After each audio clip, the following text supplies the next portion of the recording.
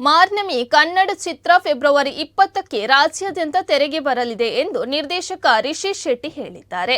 ಸುದ್ದಿಗೋಷ್ಠಿಯಲ್ಲಿ ಮಾತನಾಡಿದ ಅವರು, ಕರಾವಳಿ ಅಂದರೆ ಅಲ್ಲಿನ ಹುಲಿವೇಷ ಕುಣಿತಕ್ಕೆ ಒಂದು ಕತ್ತು, ಒಂದು ಗಾಂಭೀರ್ಯವಿದೆ. ಆ ಸಾಂಸ್ಕೃತಿಕ ಹಿನ್ನೆಲೆಯನ್ನು ಇಟ್ಟುಕೊಂಡು ಮಾರ್ನಮಿ ಕಥೆಯನ್ನು ಹೆಣೆಯಲಾಗಿದೆ ಎಂದಿದ್ದಾರೆ.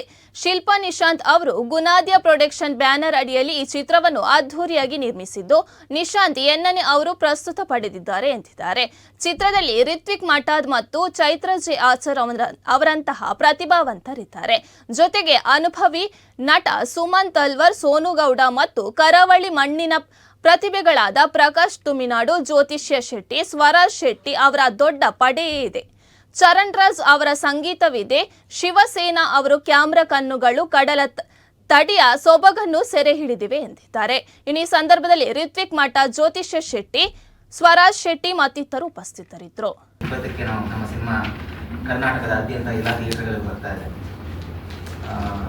ಹಾಗಾಗಿ ಒಂದಿಷ್ಟು ಊರುಗಳಿಗೆ ನಾವು ಹೋಗಿ ಪ್ರಚಾರ ಕಾರ್ಯಕ್ರಮಗಳನ್ನ ಮುಗಿಸ್ಕೊಂಡು ಈಗ ಮಂಗಳೂರು ಕಡೆ ಬಂದಿದ್ದೀವಿ. ಮಂಗಳೂರು ನಮ್ಮ ಸಿನಿಮಾಗೆ ತುಂಬ ಸ್ಪೆಷಲ್. ಏನಕ್ಕೆ ಅಂದರೆ ನಮ್ಮ ಇಡೀ ಸಿನಿಮಾ ಕತೆ ಇರುವುದು ಮಂಗಳೂರು ಭಾಗದ ಕತೆ, ಕರಾವಳಿ ಭಾಗದ ಕತೆ. ನಾವು ಚಿತ್ರೀಕರಣ ಮಾಡಿರೋದು ಕೂಡ ಮಂಗಳೂರಲ್ಲೇ. ಹಾಗೆ ಮಂಗಳೂರಿನ ಅನೇಕ ಕಲಾವಿದರು, ತಂತ್ರಜ್ಞರು ಈ ಸಿನಿಮಾದಲ್ಲಿ ಕೆಲಸ ಮಾಡಿದ್ದೀವಿ. ನಾನು ಕೂಡ ಕರಾವಳಿ ಭಾಗದವನು. ಈ ಸಿನಿಮಾದ ನಿರ್ದೇಶಕ ರಿಷಿ ಶೆಟ್ಟಿ ಅಂತ ನನ್ನ ಹೆಸರು. ಫೆಬ್ರವರಿ 20ಕ್ಕೆ ನಮ್ಮ ಸಿನಿಮಾ ಕರ್ನಾಟಕದಾದ್ಯಂತ ಬಿಡುಗಡೆ ಆಗ್ತಾ ಇದೆ. ಸಿನಿಮಾ ಹೆಚ್ಚಿನ ಥಿಯೇಟರ್ಗಳಲ್ಲಿ ಒಂದು 30-40 ಥಿಯೇಟರ್ಗಳಲ್ಲಿ ಫಸ್ಟ್ಗೆ ನಾವು ಬಿಡುಗಡೆ ಮಾಡುವ ಆಯೋಜನೆ ಹಮ್ಮಿಕೊಂಡಿದ್ದೇವೆ. ಮುಂದಿನ ಫಲಿತಾಂಶ ಹೇಗಿದೆ ನೋಡಿ ಮತ್ತು ಇನ್ನಷ್ಟು ಥಿಯೇಟರ್ಗಳು ಹೆಚ್ಚಳ ಆಗುವುದು ನೋಡಿ.